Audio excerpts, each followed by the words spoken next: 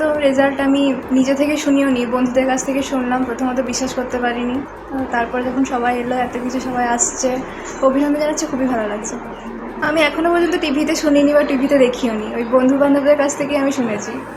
পরবর্তীকালে কী হওয়া বলতে আমার ইচ্ছা আছে ইঞ্জিনিয়ারিং নিয়ে পড়াশোনা করার। কী হব সেটা তো এখন থেকে বলা যায় না।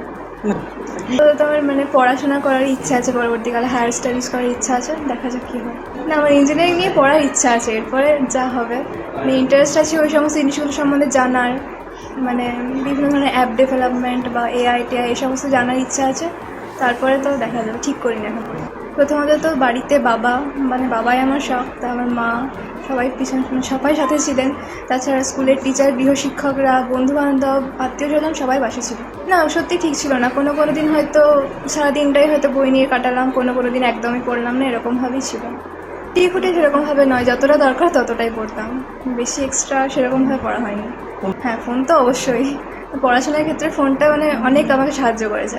অনলাইনে অনেক রিসোর্স চলে এসছে, বিভিন্ন সায়েন্সের ক্ষেত্রে বিশেষ করে, তো সেগুলো দেখতাম। হয়তো টিউশনে পড়ে বুঝতে পারলাম না কোনো জায়গা, সেখানটা আবার দেখতে পেলাম ফোনে, বা হয়তো এক্সট্রা কিছু প্রশ্ন প্র্যাকটিস করতে হবে, তখন ওই ফোনের সাহায্যেই সব হতো।